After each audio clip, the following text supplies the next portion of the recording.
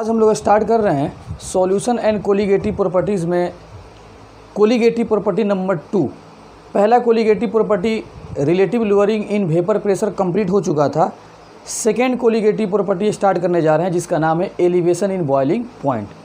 अब ज़रा देखो ध्यान से, एलिवेशन इन बॉइलिंग पॉइंट को पढ़ने से पहले हम लोग को ये समझना है कि पहले बॉइलिंग पॉइंट का क्या कॉन्सेप्ट है, बॉइलिंग पॉइंट क्या होता है। तो इसका डेफिनेशन ज़रा ध्यान से देखें।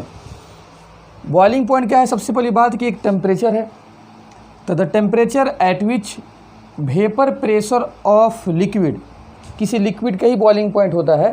तो the temperature at which vapour pressure of liquid become equal to external, इसी एक्सटर्नल प्रेशर को बोलते हैं atmospheric pressure, is called boiling point. मतलब किसी लिक्विड का बॉइलिंग पॉइंट वो टेम्परेचर है कि उस टेम्परेचर पर उस लिक्विड का जो वेपर बन रहा है, उस लिक्विड का जो वेपर्स बन रहे हैं, तो उस वेपर्स का जो प्रेशर होगा, क्योंकि वेपर्स बन के ऊपर निकलेंगे, जब ऊपर निकलेंगे तो उस वेपर्स का जो प्रेशर होगा और वो आपका लिक्विड जहाँ बॉयल तुम कर रहे हो उसके सराउंडिंग का जो एटमॉस्फेरिक प्रेशर है, सराउंडिंग का प्रेशर जिसको हम बोलते हैं एटमॉस्फेरिक प्रेशर, तो उस लिक्विड के वेपर्स का प्रेशर और सराउंडिंग का प्रेशर अगर बराबर हो जाए तो उस टेम्परेचर को बोलते हैं बॉइलिंग पॉइंट। बात आ गई समझ में? तो ज़रा देखो ध्यान से, एक्सटर्नल प्रेशर को ही बोलते हैं हम लोग एटमॉस्फेरिक प्रेशर, और जगह बदल जाने से एटमॉस्फेरिक प्रेशर बदल जाता है। तो वो कौन कौन से जगह है, तो इसको 3 तरह से हम डिवाइड कर रहे हैं। पहला स्टैंडर्ड एटमॉस्फेरिक प्रेशर, जिसको हम लोग सिंपल अपने अर्थ पे, ठीक है ना, और अर्थ पे जो एटमॉस्फेरिक प्रेशर होता है वो सी लेवल से होता है, सी लेवल, ठीक है, वो समुद्र तल से लिया जाता है। तो सी लेवल वो कितना होता है, 1 ATM के बराबर होता है।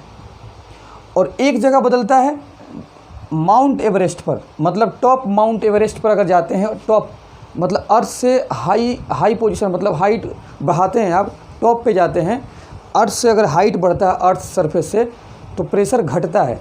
तो एक तो हो गया आपका टॉप माउंट एवरेस्ट पर, वहाँ पर भी क्या होता है आपका एटमॉस्फेरिक प्रेशर, एक्सटर्नल प्रेशर वहाँ पर भी अलग होता है। जनरली क्या होता है कि अर्थ से, ये मान लेते हैं ये आपका अर्थ है, अर्थ से ऊपर जाओगे, हाइट अगर बढ़ता है हाइट, तो प्रेशर क्या होता है, घटता है। कौन सा pressure? Atmospheric pressure. Atmospheric pressure क्या होगा, एटमॉस्फेरिक प्रेशर घटेगा, एटमॉस्फेरिक प्रेशर घटेगा, या इसी को बोलते हैं हम लोग एक्सटर्नल प्रेशर घटेगा।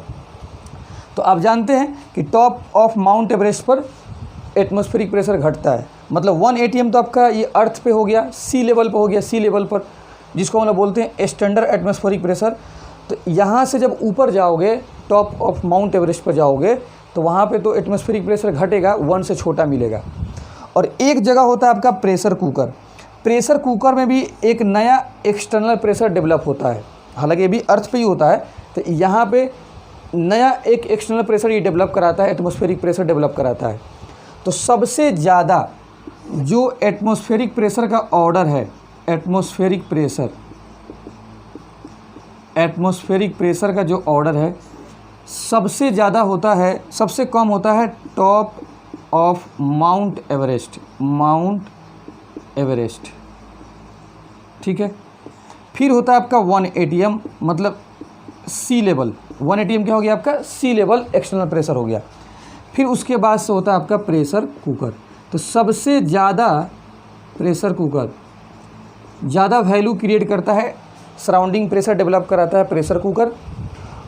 फिर 1 ATM तो आपका सी लेवल पर हो गया, मतलब नॉर्मल आपका स्टैंडर्ड एटमॉस्फेरिक प्रेशर हो गया अर्थ पे, और टॉप ऑफ माउंट एवरेस्ट पे सबसे कम वहाँ पर एटमॉस्फेरिक प्रेशर होता है, ठीक है। तो अब ज़रा देखो, हम किसी लिक्विड को बॉयल करना चाहते हैं, उसका बॉइलिंग पॉइंट पता करना चाहते हैं, तो माउंट एवरेस्ट पे भी पता कर सकते हैं, प्रेशर कुकर में पता कर सकते हैं, और 1 ATM पे पता कर सकते हैं। तीनों पर आंसर अलग अलग आएगा। तो मान लेते हैं जनरली हम लोग लेके चलते हैं यही स्टैंडर्ड एटमॉस्फेरिक प्रेशर 1 ATM ही हम लोग लेके चलते हैं, इसी पर बात करेंगे। तो बताओ, अब अर्थ पे सोचो कि सराउंडिंग का प्रेशर कितना है, 1 ATM।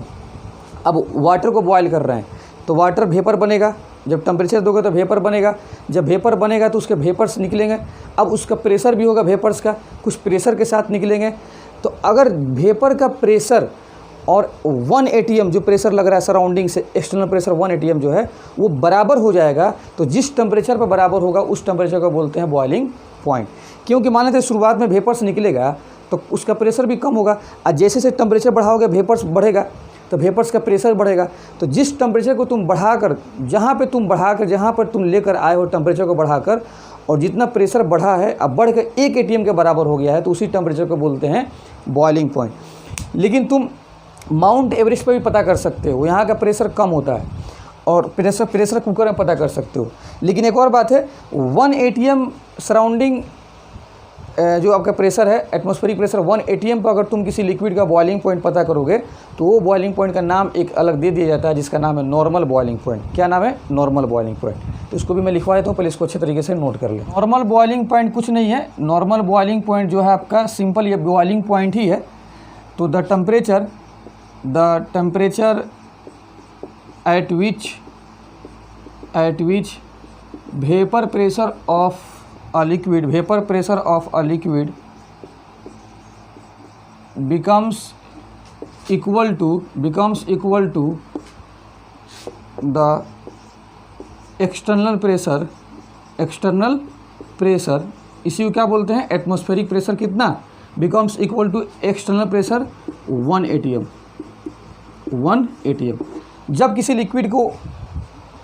लिक्विड का बॉइलिंग पॉइंट निकालना चाहते हैं और 1 ATM पर निकालिएगा, 1 ATM एक्सटर्नल प्रेशर लेकर निकालिएगा, आपका यही मतलब इसी को लिया जाता है। तो ऐसा बॉइलिंग पॉइंट कहलाता है नॉर्मल बॉइलिंग पॉइंट। तो जनरली हम लोग 1 ATM पे ही बात करते हैं, क्योंकि हम लोग अर्थ पे रहते हैं, और सी लेवल के मुताबिक अर्थ पे कितना होता है बॉइलिंग आपका एटमॉस्फेरिक प्रेशर? 1 ATM। तो 1 ATM पे ही हम लोग बात करेंगे, ठीक है। तो उसको बोलते हैं नॉर्मल बॉइलिंग पॉइंट। सिंपल अगर बॉइलिंग पॉइंट बोलेंगे तो वहाँ पर 3 पॉसिबिलिटी मिलता है, या तो माउंट एवरेस्ट, नहीं तो प्रेशर कुकर, और नहीं तो 1 ATM। तो लेकिन जनरली जो हमारे सिलेबस में बात चलता है बॉइलिंग पॉइंट का, वो आपका 1 ATM पे ही लिया जाता है, और 1 ATM के लिए एक स्पेशल नेम दे दिया गया है, नॉर्मल बॉइलिंग पॉइंट। अब एक बात ज़रा सुनो, इसका ग्राफ से आपको समझाते हैं। जैसे मान लेते हैं ये आपका एक लिक्विड है, ये क्या आपका एक लिक्विड है, ठीक है। ये लिक्विड आपका इसमें भरा हुआ कोई, मान लेते हैं कोई प्योर लिक्विड है, ये कोई प्योर लिक्विड है, कोई प्योर लिक्विड का नाम देते हैं A, और इसको रखे हैं मान लेते हैं T बराबर 40 डिग्री सेल्सियस। T बराबर 40 डिग्री सेल्सियस, टेम्परेचर कितना है? 40 डिग्री सेल्सियस पर रखा गया है, और इसका वेपर प्रेशर भी तो उस टेम्परेचर पर कुछ होगा। तो मान लेते हैं कितना? 0.08 ATM है, 0.08 ATM मान लेते हैं इस लिक्विड का इस टेम्परेचर पर वेपर प्रेशर है, और इसका बॉइलिंग पॉइंट पता करना है। और जनरली हम बॉइलिंग पॉइंट पता करते हैं कितना? 1 ATM पर ही पता करेंगे। हमारा सराउंडिंग प्रेशर कितना? 1 ATM है। तो बताओ इस वेपर प्रेशर को कितना करना पड़ेगा? 1 ATM करना पड़ेगा। इस वेपर प्रेशर को पहुंचाना पड़ेगा कितना पर? 1 ATM पर, क्योंकि इस लिक्विड का जब प्रेशर 1 ATM के बराबर होगा, वेपर प्रेशर 1 ATM के बराबर होगा, तो वेपर प्रेशर और एटमॉस्फेरिक प्रेशर बराबर हो जाएगा, तो बॉइलिंग पॉइंट मिल जाएगा। तो 1 ATM के बराबर पहुंचा दोगे तभी तो ये 1 ATM को अचीव करेगा, जो हमारा एक्सटर्नल प्रेशर है। तो लिक्विड का वेपर प्रेशर और एक्सटर्नल प्रेशर का वेपर प्रेशर बराबर हो जाए, तो जिस टेम्परेचर पर बराबर होगा उसी को बोलते हैं हम लोग बॉइलिंग पॉइंट। तो 1 ATM तक पहुंचाना पड़ेगा, तभी ये 1 ATM को अचीव करेगा, ठीक है। अब बता वेपर प्रेशर कब बढ़ता है? जब टेम्परेचर को बढ़ाएंगे, जब टेम्परेचर को इंक्रीज कराएंगे तभी तो वेपर प्रेशर बढ़ेगा। और जब बढ़ते बढ़ते 1 ATM के बराबर हो जाएगा, तो उसी टेम्परेचर को बोलते हैं बॉइलिंग पॉइंट। उसी को क्या बोलेंगे? Boiling point. तो जितना टेम्परेचर तुम बढ़ाए हो और जब 1 ATM के बराबर हो गया, तो वो बढ़ा कर जो टेम्परेचर लाए हो उसी टेम्परेचर को क्या बोलते हैं? Boiling point. और बॉइलिंग पॉइंट का सिंबल क्या इस्तेमाल करेंगे? T0B, क्योंकि मैं यहाँ पर एक प्योर लिक्विड लिया हूँ, तो प्योर लिक्विड के लिए सिंबल होता है T0B। B for boiling, T for temperature, और नॉट फॉर, ये इंडिकेट कर रहा है प्योर का, मतलब प्योर का बॉइलिंग पॉइंट, प्योर लिक्विड का बॉइलिंग पॉइंट, ठीक है। अब इसको ग्राफ से हम समझाते हैं, ज़रा देखना ध्यान से। ग्राफ बहुत आसान है इसका।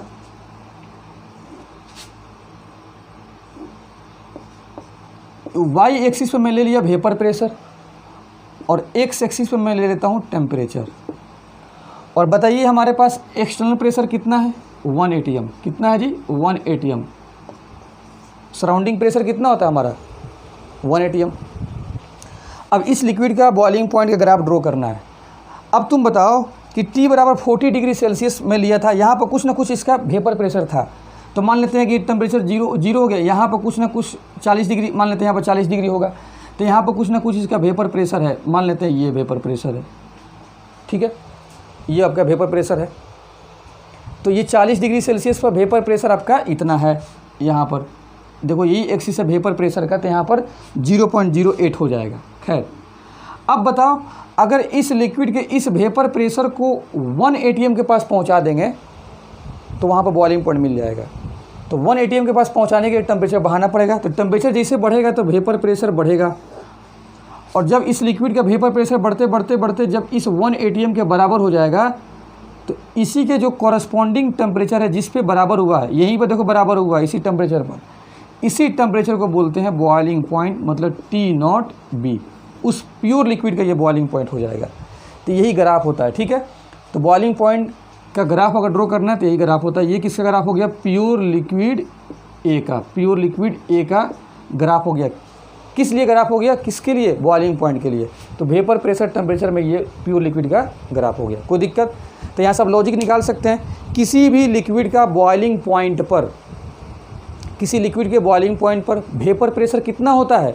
तो किसी लिक्विड के बॉइलिंग पॉइंट पर वेपर प्रेशर 1 atm के बराबर होता है। इसको नोट कर लें। अब देखते हैं दूसरा कौन सा फैक्टर अफेक्टिंग है।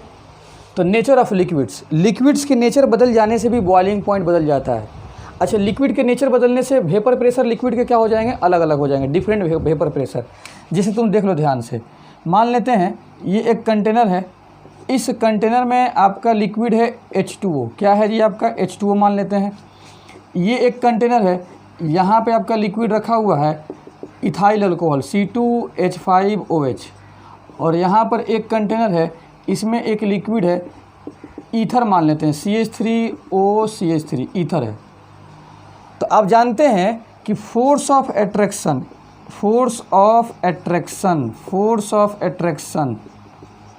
अगर बढ़ता है तो वेपर प्रेशर लिक्विड का क्या होता है? घटता है। अब जानते हैं जितना ज़्यादा फोर्स ऑफ एट्रैक्शन लिक्विड में होगा वेपर प्रेशर घटेगा, ठीक है। तो बताइए H2O में क्या होगा? फोर्स ऑफ एट्रैक्शन काफ़ी ज़्यादा है, तो वेपर प्रेशर सबसे ज़्यादा किसका होगा? सबसे कम H2O का वेपर प्रेशर होगा, फिर C2H5OH का होगा, और फिर CH3COCH3 का होगा। सबसे ज़्यादा वेपर प्रेशर आपका होगा ईथर का, फिर आपका अल्कोहल का, फिर वाटर का। क्योंकि फोर्स ऑफ एट्रैक्शन ईथर में कम है इसलिए इसका वेपर प्रेशर ज़्यादा होगा। तो फोर्स ऑफ एट्रैक्शन बढ़ने से वेपर प्रेशर लिक्विड का घटता है। हाइड्रोजन बॉन्ड है, इसमें 2 हाइड्रोजन बॉन्ड है, इसमें 1 हाइड्रोजन बॉन्ड है, और इसमें कोई हाइड्रोजन बॉन्ड नहीं है, और जहाँ पर हाइड्रोजन बॉन्ड आता है फोर्स ऑफ एट्रैक्शन बढ़ जाता है, ठीक है। तो अब हम लोग ग्राफ ड्रॉ करते हैं। ग्राफ से समझ में आ जाएगा कि लिक्विड के नेचर बदल जाने से क्या होता है। देखना ध्यान से, इस तीनों लिक्विड का बॉइलिंग पॉइंट का मेजरमेंट करना है। अब हम लेते हैं एक्सटर्नल प्रेशर, कोई एक सेलेक्ट करते हैं, तो 1 atm ले लेते हैं। इस 1 atm के कॉरस्पॉन्डिंग हम 3 लिक्विड का चेक करते हैं बॉइलिंग पॉइंट, जो अलग अलग नेचर के हैं, ठीक है। पहला क्या था? लिक्विड एक था और एक्सटर्नल प्रेशर अलग अलग था। अब क्या है? लिक्विड अलग अलग है, एक्सटर्नल प्रेशर एक होगा, ठीक है। तो देखो ध्यान से, चलो वाटर का देखते हैं। वाटर का था वेपर प्रेशर, ये कौन सा एक्सिस है? ये एक्सिस है वेपर प्रेशर वाला, और ये कौन सा एक्सिस है? टेम्परेचर वाला, ठीक है। ये कौन सा एक्सिस है? वेपर प्रेशर वाला एक्सिस है, और ये टेम्परेचर है। तो लिक्विड जब अलग अलग सो गए, जब डिफरेंट लिक्विड हो गए, तो आपका एक्सटर्नल प्रेशर एक ही सेलेक्ट कर लो। 1 atm पे ही बात करेंगे हम लोग। अब बताओ किस लिक्विड का वेपर प्रेशर सबसे ज़्यादा है? ईथर का। तो सबसे ज़्यादा ईथर का वेपर प्रेशर है, तो 3 लिक्विड है, तो ये आपका हो गया ईथर के लिए, और फिर ये हो गया आपका अल्कोहल के लिए, और फिर ये हो गया आपका वाटर के लिए, ठीक है। ये 3 ग्राफ हो गया, कोई दिक्कत? ये आपका किसके लिए हो गया? लिक्विड आपका ये H2O के लिए हो गया। किसके लिए? H2O के लिए। ये लिक्विड C2H5 इथाइल अल्कोहल के लिए, और ये लिक्विड ईथर के लिए। ऐसे मतलब रफ हम ग्राफ बनाए हैं। तुम बताओ कि सबसे वेपर प्रेशर किसको बता रहा है ग्राफ? लिक्विड का, फिर अल्कोहल का, फिर सबसे कम वेपर प्रेशर किसका है? वाटर का। अब बताओ कि वाटर का वेपर प्रेशर सबसे कम है, तो ये ग्राफ जा रहा है यहाँ पे, कट कर रहा है यहाँ पे 1 atm को, तो यहाँ पे इसका बॉइलिंग पॉइंट मिलेगा। ये क्या हो गया? T0B H2O। फिर देखो यहाँ पे ये किसका मिलेगा? अल्कोहल का, T0B, और A लिख देते हैं, A फॉर अल्कोहल, और यहाँ पे मिल रहा है बॉइलिंग पॉइंट किसका? T0B ईथर का मिल रहा है। किसका मिल रहा है? ईथर का। तो सबसे ज़्यादा बॉइलिंग पॉइंट किसका है? सबसे ज़्यादा बॉइलिंग पॉइंट वाटर का है, H2O। फिर T0B अल्कोहल का, और फिर किसका है? T0B ईथर का। सबसे ज़्यादा बॉइलिंग पॉइंट किसका मिल रहा है? वाटर का। तो क्या समझ में आया कि देखो ध्यान से, inter molecular force of attraction, inter molecular force of attraction बढ़ेगा। अगर inter molecular force of attraction बढ़ता है तो बताओ, सबसे पहली बात बताओ कि वेपर प्रेशर घट रहा है, और वेपर प्रेशर घट रहा है, जिसका वेपर प्रेशर कम है उसका बॉइलिंग पॉइंट देखो ज़्यादा मिल रहा है। तो इसका मतलब कि बॉइलिंग पॉइंट बढ़ता है, बॉइलिंग पॉइंट बढ़ता है। इस बात को याद रखना कि inter molecular force of attraction बढ़ जाने से वेपर प्रेशर तो घटता है और बॉइलिंग पॉइंट बढ़ता है। तो यहाँ से क्या संबंध मिल गया? बॉइलिंग पॉइंट में और वेपर प्रेशर में संबंध क्या हो गया? Inversely proportional. इन्वर्सली प्रोपोर्शनल का रिलेशन मिल रहा है बॉइलिंग पॉइंट में और वेपर प्रेशर। देखो बॉइलिंग पॉइंट घटने से, बॉइलिंग पॉइंट बढ़ने से वेपर प्रेशर घट रहा है, तो संबंध क्या हो गया? Inversely proportional. तो याद रखना बॉइलिंग पॉइंट और वेपर प्रेशर में क्या रिलेशन है? Inversely proportional. तो तीन अलग अलग लिक्विड हैं, तीनों का वेपर प्रेशर अलग अलग है। तो जिस लिक्विड का वेपर प्रेशर सबसे ज़्यादा होगा उस लिक्विड का बॉइलिंग पॉइंट सबसे कम होगा। वेपर प्रेशर कम होने से बॉइलिंग पॉइंट बढ़ता है, और जिस लिक्विड का बॉइलिंग पॉइंट, जिस लिक्विड का वेपर प्रेशर सबसे कम है उसका बॉइलिंग पॉइंट सबसे ज़्यादा है। तो इस ग्राफ से आप देख लीजिएगा, इसको नोट कर लें। अब ज़रा देखो ध्यान से, फैक्टर्स अफेक्टिंग पढ़ने के बाद से एक टॉपिक हम लोग डिस्कस करने वाले हैं, effect of addition of non volatile solute in volatile solvent.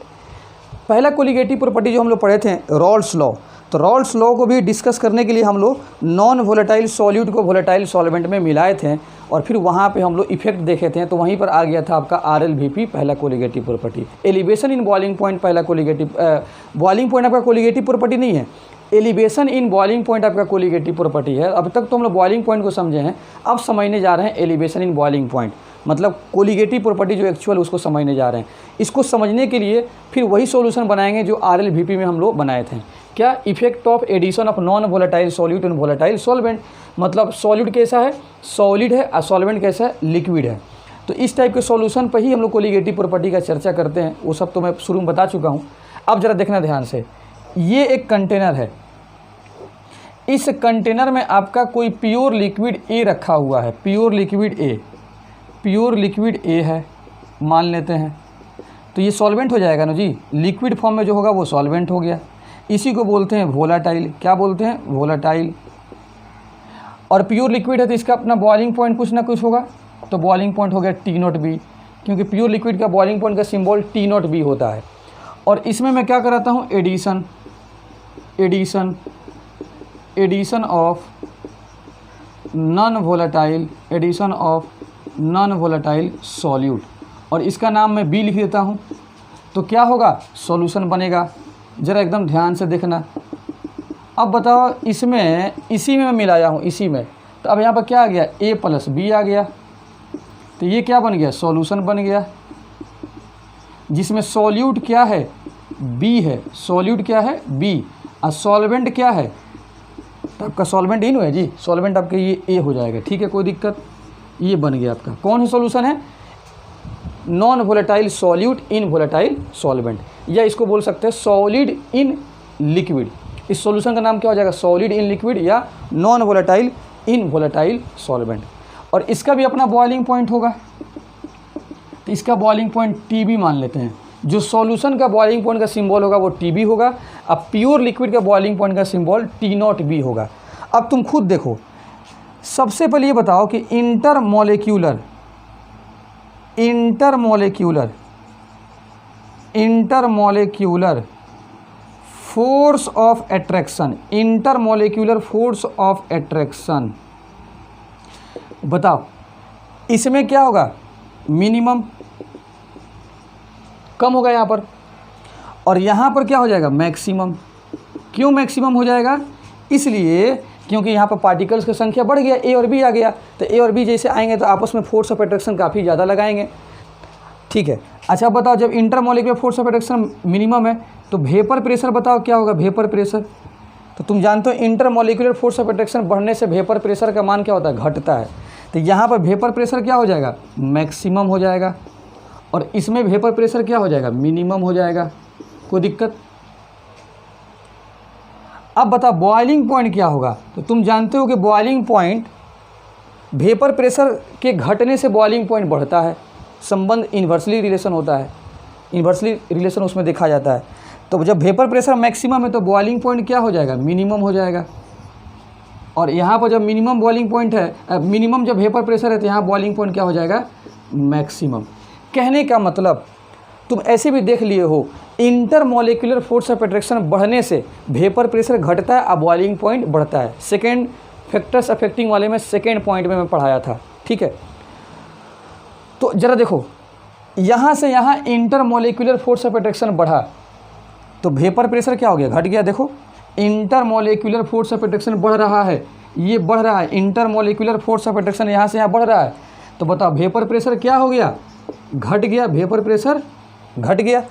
तो जब वेपर प्रेशर घटेगा तो बॉइलिंग पॉइंट क्या हो जाएगा, बढ़ेगा, बॉइलिंग पॉइंट क्या हो जाएगा, बढ़ेगा। तो जब हम किसी प्योर सॉल्वेंट में नॉन वोलेटाइल सॉल्यूट मिलाते हैं तो बॉइलिंग पॉइंट बढ़ जाता है। तो effect of addition of non volatile solute in volatile solvent on boiling point, on boiling point मतलब बॉइलिंग पॉइंट पर क्या इफेक्ट पड़ेगा, यहाँ पर ऑन बॉइलिंग पॉइंट ऐड कर लो। बॉइलिंग पॉइंट पर क्या इफेक्ट पड़ेगा जब किसी प्योर सॉल्वेंट में नॉन वोलेटाइल सॉल्यूट मिलाएंगे। तो प्योर सॉल्वेंट का बॉइलिंग पॉइंट अभी क्या था, मिनिमम, और जैसे ही नॉन वोलेटाइल सॉल्यूट मिला दिए बी तो बन गया सॉल्यूशन और उसका बॉइलिंग पॉइंट बढ़ गया, हो गया मैक्सिमम। तो जब किसी भी प्योर लिक्विड में नॉन वोलेटाइल सॉल्यूट को मिलाते हैं तो बॉइलिंग पॉइंट इंक्रीज कर जाता है, बढ़ जाता है। और इसी इंक्रीज को हम लोग क्या बोलते हैं, देखो यहाँ पर लिख रहे हैं, यहाँ पर इसी इंक्रीज को क्या बोलते हैं, elevation in boiling point, elevation in boiling point. इसी इंक्रीज इन बॉइलिंग पॉइंट को हम लोग क्या बोलते हैं, एलिवेशन इन बॉइलिंग पॉइंट। तो किसी प्योर फॉर्म से सॉल्यूशन फॉर्म तक पहुंचने के लिए जितना बॉइलिंग पॉइंट बढ़ रहा है उसी बॉइलिंग पॉइंट को हम लोग क्या बोलते हैं, उसी इंक्रीज इन बॉइलिंग पॉइंट को क्या बोलते हैं हम लोग, एलिवेशन इन बॉइलिंग पॉइंट। अब कैसे निकालेंगे जी एलिवेशन इन बॉइलिंग पॉइंट, कैसे निकालेंगे बताइए। तो देखो सबसे पहले बात है कि T0B और TB में ये प्योर का बॉइलिंग पॉइंट है और सॉल्यूशन का, तो सॉल्यूशन का बॉइलिंग पॉइंट ज़्यादा है, मैक्सिमम है।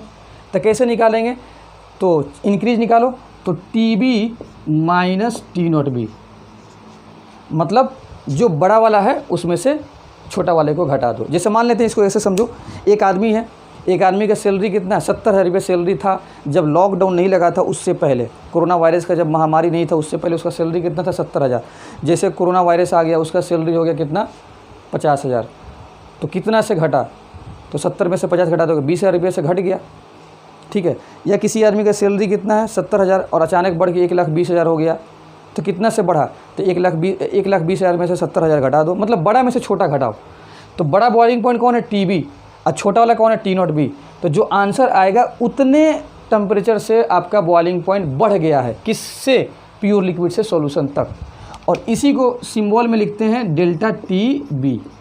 डेल्टा मतलब क्या होता है, चेंज, TB का मतलब होता है बॉइलिंग पॉइंट, मतलब बॉइलिंग पॉइंट में चेंज कितना से हुआ प्योर से सॉल्यूशन तक जाने में, तो TB माइनस T0B, इसी को बोलते हैं एलिवेशन इन बॉइलिंग पॉइंट। और यही आपका कोलिगेटिव प्रॉपर्टी है, यही आपका CP मतलब यही आपका कोलिगेटिव प्रॉपर्टी है। कोई दिक्कत? तो उम्मीद है कि आपको समझ में आया होगा, इसको अच्छे तरीके से नोट कर लें। तो अब इसी बात को मैं लिखवा देता हूँ, देखो ध्यान से। When an non volatile solute is added, pure solvent में जब नॉन वोलेटाइल सॉल्यूट को ऐड करेंगे in solvent, then an extra attractive forces exist. पहले तो प्योर जब था तो उसमें फोर्स ऑफ अट्रैक्शन कम था, जब सॉल्यूट को ऐड कर देंगे तो एक्स्ट्रा फोर्स ऑफ अट्रैक्शन आ जाएगा। सॉल्यूट और सॉल्वेंट दोनों जब आ जाएंगे तो आपस में अट्रैक्शन फोर्स बढ़ जाएगा, exist between solute and solvent particles. So vapour pressure of solution decreases, जाहिर सी बात है कि सॉल्यूशन का वेपर प्रेशर घटेगा, and boiling point of solution increases. This increase in boiling point is called elevation in boiling point. और elevation in boiling point का formula क्या हो गया, TB हो गया आपका वेपर प्रेशर ऑफ सॉल्यूशन, और T0B क्या हो गया, vapour pressure of solvent. T0B solvent का, सॉरी, TB क्या हो गया आपका boiling point of solution, TB आपका बॉइलिंग पॉइंट ऑफ सॉल्यूशन, और T0B क्या हो गया आपका बॉइलिंग पॉइंट ऑफ सॉल्वेंट। अब इसी बात को एलिवेशन इन बॉइलिंग पॉइंट को मैं ग्राफ से समझाता हूँ, ठीक है। इसको पहले नोट कर लें। देखो ध्यान से, इसी बात को ग्राफ से मैं समझाता हूँ, बहुत आसान है ग्राफ इसका। ये आपका कौन सा एक्सिस हो गया, टेम्परेचर वाला एक्सिस हो गया, और ये आपका वेपर प्रेशर वाला एक्सिस हो गया। पहले क्या था आपका, सॉल्वेंट था, प्योर सॉल्वेंट। अब बाद में उसमें सॉल्यूट जब मिलाए थे तो क्या गया था आपका, सॉल्यूशन आ गया था। तो दोनों को हम एक ही एक्सटर्नल प्रेशर पर रखते हैं, किस पे, 1 atm पर। किस पे, 1 atm एक्सटर्नल प्रेशर ही लेके चलते हैं। प्योर आपका इधर प्योर सॉल्वेंट था, इसी में सॉलिड को मिला दिए थे तो क्या बन गया था, सॉल्यूशन। तो अब एक लिक्विड प्योर सॉल्वेंट हो गया और एक आपका लिक्विड क्या हो गया, सॉल्यूशन हो गया। इसी दोनों में कंपेयर करेंगे, ठीक है। तो आप जानते हैं कि प्योर लिक्विड का वेपर प्रेशर क्या होता है, ज़्यादा होता है। मैं लिख चुका हूँ प्योर सॉल्वेंट का, तो ये इसे कट करेगा। और सॉल्यूशन का वेपर प्रेशर क्या होता है, कम होता है, तो ये यहाँ पर कट करेगा। ये जो ग्राफ है ये आपका है लिक्विड सॉल्यूशन। लिक्विड सॉल्यूशन जो बना है A+B, किसका है जी ग्राफ, A+B का। और ये आपका सॉल्वेंट का है, ये क्या है, सॉल्वेंट। नाम क्या था वहाँ पर, A था। सॉल्वेंट का वेपर प्रेशर ज़्यादा होता है और सॉल्यूशन का वेपर प्रेशर कम। देखो ग्राफ ऊपर है और इसका नीचे है। तो जैसे जैसे सॉल्वेंट का जैसे टेम्परेचर बढ़ाएंगे तो सॉल्वेंट का वेपर प्रेशर बढ़ेगा बढ़ेगा बढ़ेगा बढ़ेगा बढ़ेगा, और एक ऐसा समय आएगा कि सॉल्वेंट का जिस टेम्परेचर पर वेपर प्रेशर बढ़ते बढ़ते 1 atm के बराबर आ जाएगा, उसी टेम्परेचर को तो बोलते हैं बॉइलिंग पॉइंट। तो ये हो गया T0B, क्योंकि सॉल्वेंट के लिए क्या होता है, T0B होता है। और लिक्विड सॉल्यूशन के लिए क्या होता है, जब इसका टेम्परेचर बढ़ाओगे तो वेपर प्रेशर बढ़ते बढ़ते बढ़ते बढ़ते जब 1 atm के बराबर आ जाए, तो जिस टेम्परेचर पर 1 atm के बराबर आ जाता है वेपर प्रेशर, उसी टेम्परेचर को बोलते हैं बॉइलिंग पॉइंट। ये किसका हो गया, सॉल्यूशन का। TB सॉल्यूशन का सिंबल है बॉइलिंग पॉइंट का, और T0B प्योर का। तो तुम देखो यहाँ से यहाँ जो बॉइलिंग पॉइंट है, ये दूरी जो बॉइलिंग पॉइंट का आया है T0B, ये किसका है, सॉल्वेंट का है। और इस सॉल्वेंट में जैसे ही B मिला देंगे, नॉन वोलेटाइल सॉल्यूट, तो क्या बन जाएगा, सॉल्यूशन। और देखो सॉल्यूशन बन रहा है तो इसका बॉइलिंग पॉइंट यहाँ पे आ रहा है, देखो TB, ये क्या हो गया, TB हो गया बॉइलिंग पॉइंट। तो बताओ ये शुरुआत है, ये T0B क्या है, सॉल्वेंट का है शुरुआत। जब इसमें हम सॉल्यूट मिला दिए हैं तो बॉइलिंग पॉइंट TB आ गया है। तो बॉइलिंग पॉइंट बढ़ा है कि नहीं बढ़ा है, देखो सॉल्यूशन का बॉइलिंग पॉइंट ज़्यादा है। तो कितना से इंक्रीज किया है, तो यही जो गैप है इतना ही से ये T0B आगे बढ़ गया है। ये प्योर सॉल्यूशन, प्योर सॉल्वेंट का बॉइलिंग पॉइंट से इतना आगे बढ़ गया है, माने सॉल्यूशन का इतना आगे बढ़ने का मतलब इतना से इंक्रीज कर गया। तो इसी को बोलते हैं elevation in boiling point, elevation in boiling point. और ये गैप कितना होगा, तो देखो ये पूरा लेंथ कितना है, TB, और TB में से T0B घटा दो, मतलब TB माइनस T0B। इसी को बोलते हैं एलिवेशन इन बॉइलिंग पॉइंट। मतलब प्योर सॉल्वेंट से सॉल्यूट मिलाने पर कितना बढ़ गया बॉइलिंग पॉइंट। तो T0B से इतना ही लेंथ आगे बढ़ा है जी, सॉल्यूशन का बॉइलिंग पॉइंट इतना ही आगे बढ़ गया है, ये यहाँ पर मिल गया सॉल्यूशन का बॉइलिंग पॉइंट। तो इसी गैप को क्या बोलते हैं, एलिवेशन, मतलब increase in boiling point. Solvent T0B से इतना आगे इंक्रीज कर गया बॉइलिंग पॉइंट सॉल्यूशन का, ठीक है। तो यही आपका कॉन्सेप्ट था एलिवेशन इन बॉइलिंग पॉइंट का। तो Raoult's law of elevation in boiling point, उसको मैं नेक्स्ट लेक्चर में डिस्कस करूँगा। जब तक कि आप इस लेक्चर को अच्छे तरीके से रिवाइज कर लेना, अच्छे तरीके से देख लेना, और नेक्स्ट लेक्चर का इंतज़ार करो, ज़रूर उस लेक्चर को आपको देखना है, क्योंकि पूरे एलिवेशन इन बॉइलिंग पॉइंट को रॉल्स समझाएगा, ठीक है। तो मिलते हैं नेक्स्ट लेक्चर में, ओके, थैंक यू।